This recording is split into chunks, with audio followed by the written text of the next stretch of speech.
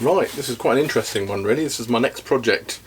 I made one of these about 15 years ago, probably, yeah, about 15 years ago.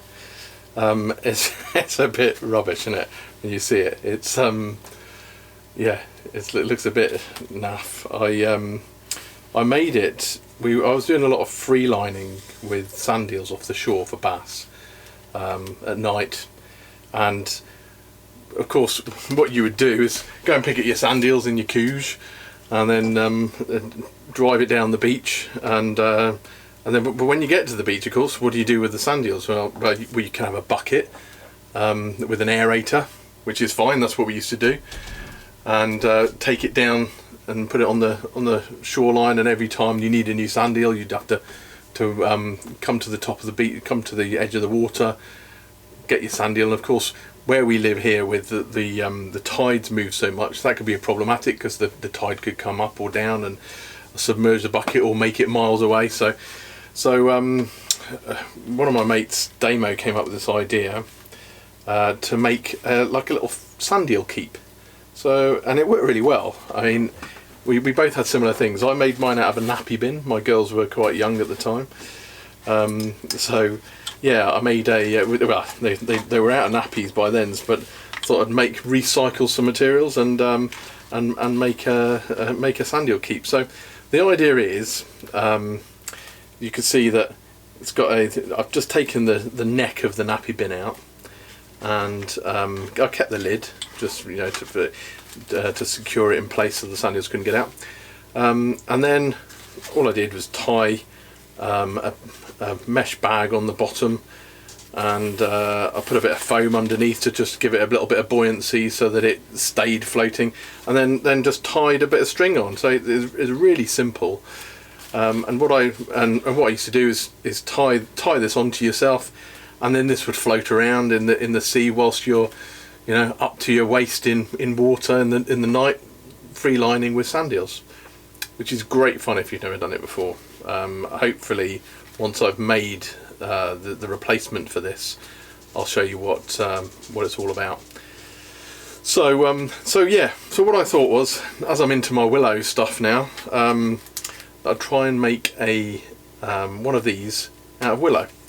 So I think what I'm going to do is I'm going to start it off a bit like a pot, and actually build a neck, a willow neck, and then I'll still use. I'm not going to use any natural materials for the bag. I've ordered some mesh bag off the internet.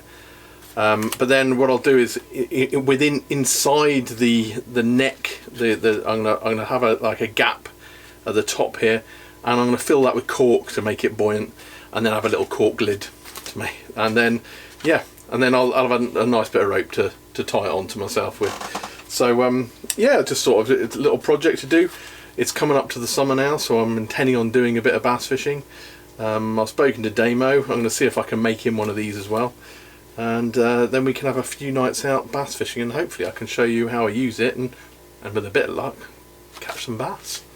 So I've no idea how I'm going to do it yet, so I'm going to take you through the process. It's probably going to take a few weeks. I'll just record it on and off, as I'm doing it. Right, let's see if I can get this done before the sun goes down too much. So I'm going to do this bit outside because it goes up quite tall. So the idea is you've got to pick some fairly sturdy ones, but they've got to be able to fit into the holes. So I'm just going to cut them down slightly. And better to actually cut at an angle so it can actually go in. So like so. And actually, you probably can't see, but try and get it so that the bend, it's going to be bending away from the actual centre of the stand there. So I need 12 of these. Let's see if I can get them roughly the same length.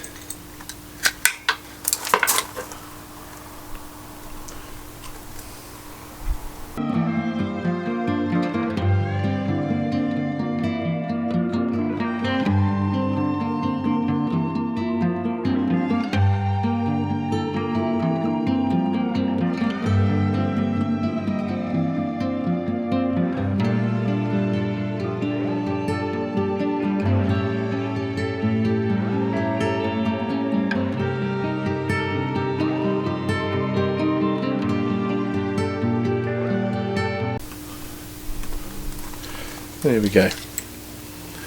So on to the next bit. Okay, is you've got to put, if you're putting this one inside, you've got to do two at the same time. So you put this one inside like so, and then this one will go inside this way. And then what you do is you twist it over like so. So you've got the bend that's on the outside like that, and then do the same with the next one. So all you do is keep on twisting. Oh, hang on a second, let me tighten this up a bit. Right, so keep on twisting like so. Up, over.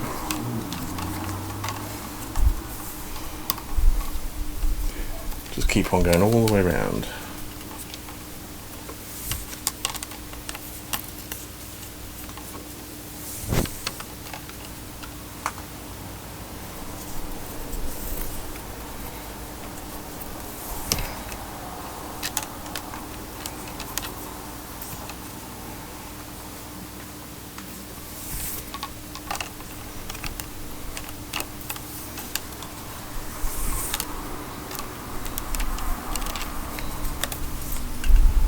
You can see I've done a full turn all the way around now, so you just keep on building on top of it.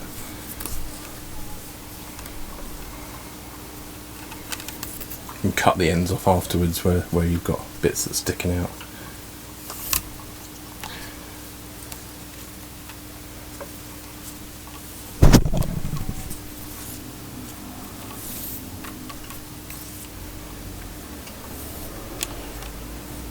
And as soon as you get to this bit, then you just want to add some more bits in. So I'll need two more bits that are smallish.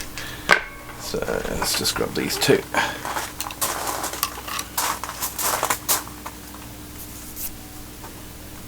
So we're using you can put two over, so you've still got the end of the last bit. Like so, and then this bit you've added one in previously, so you add in another one like so.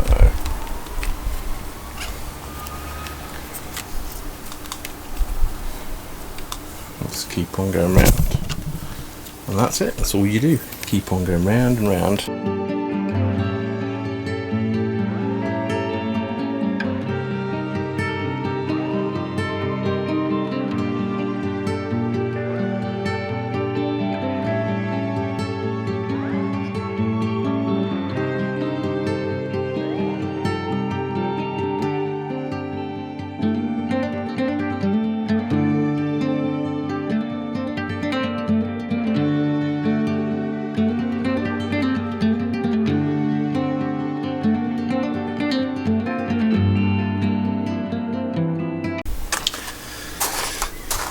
Okay, I've got a bit of rope. All I'm doing here is I'm putting a gap in here, so that what I'm going to do is I'm going to come up, bend these over, and I want a gap to be able to weave into. So it just seemed like an easy way to do it. If I put a bit of rope there, I've got something to work against. So I'm just going to put this round.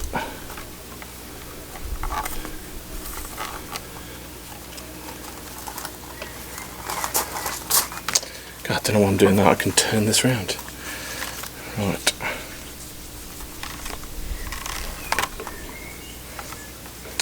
Just go twice round.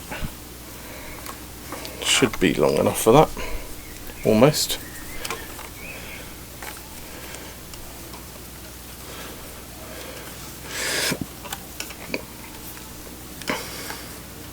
Okay, that's about right. Right, and then I'll just want to start again, so that we've got a little bit of a gap here to weave into.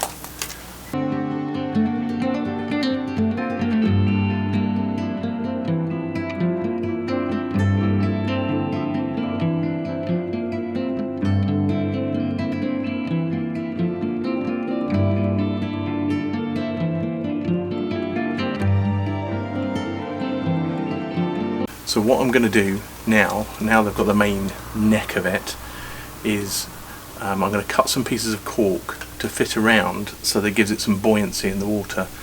What I'll do for the time being is just attach them with cable ties against these bits here, so that when I bend these bits over, they don't fall off. So right, I'm just going to cut a bit of cork. Hopefully it won't get too dark so you'll still be able to see. Right, it's proper dark now, so I'm going to try and move indoors if I can. So I just wanted to show you what I've done is I've attached a bit of cork. I've cut the cork into strips, and the cork is naturally, cork that I buy is naturally curved like that, so it's quite good. It fits around the sides like that. So I've cut it into strips and just attach it with cable ties. Now what I'm going to do, I'll pan the camera back in a bit, because what I'm going to do is bend these rods down over the cork, and then weave the willow into this gap. I'll take the rope out and we'll weave the willow into there. So what I'm going to do is I'm going to bend these over like so, and then you can see here, down here, I've got some loops I've made in the string that's attached to that tubing, so it will spin, and I'm just going to pull these through so that they secure themselves down, and then I can move inside. So as you can see, I've put the cork all the way around, and all I'm going to do is I'm going to continue to weave. It's going to be a bit tricky because these bits are all bent over now. Probably ideally I should stick some more rods in and actually wedge them in, but we'll see how it goes. I'm sure it'll be fine. I just need to encapsulate this this cork so that it stays in place and just creates that bit of buoyancy, because the idea is that what I'm going to do is I'm going to take put some netting on the bottom so that the sandeels can go into the netting, and this is basically like the entrance to the sandeel keep, and yeah, so all of this needs to be able to sit on top of the water. Obviously if it sinks, the sandeels can get out. So yeah, the idea is that that's all the cork is there for. On my previous one, the nappy bin, wherever it is, oh, it's over there. Hang on. On the previous one, I had a bit of foam which was rubbish. It wasn't very buoyant at all. But it worked, but I had a lid on that. Well, I'm not intending on putting a lid on this. I could put a bit of cork lid on, but it's pointless if this is going to sit on top of the water anyway. So okay, so I'm going to probably speed this bit up because it's going to be pretty boring, and it's going to take me more time to do these bits because I'm going to have to weave them in and out. So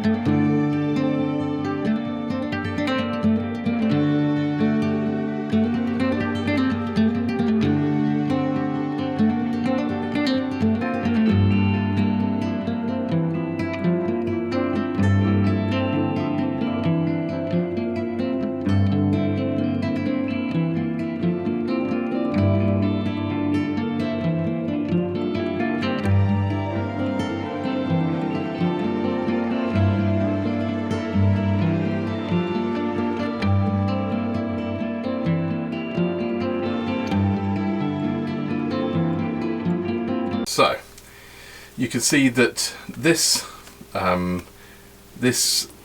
upright has been pushed back through, and what I've done is I've tucked it into the side there, and then it will come out the other side. So the idea is, what I'm going to try and do is really tricky to do, is to actually go in and weave in and out of these uprights. They're not at the same angles, so it will look a bit messy.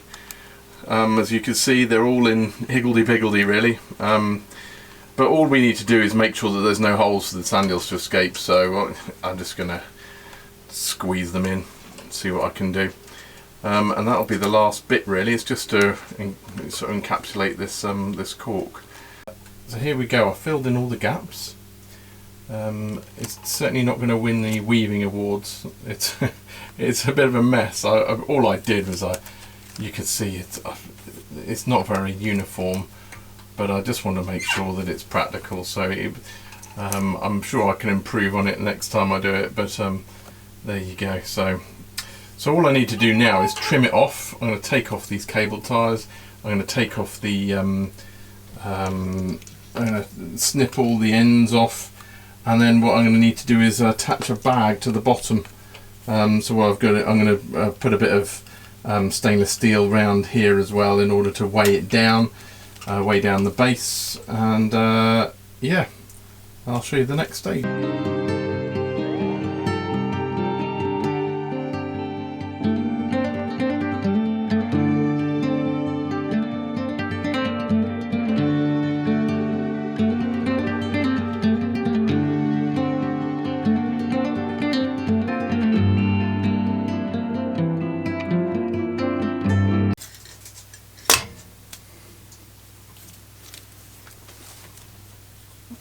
Okay, so it's away. All right, so there we have it. So this is the main structure to it. So this is the difficult bit done. All I need to do is attach a rope so we can attach it to ourselves when we're fishing, and put a bag on the bottom.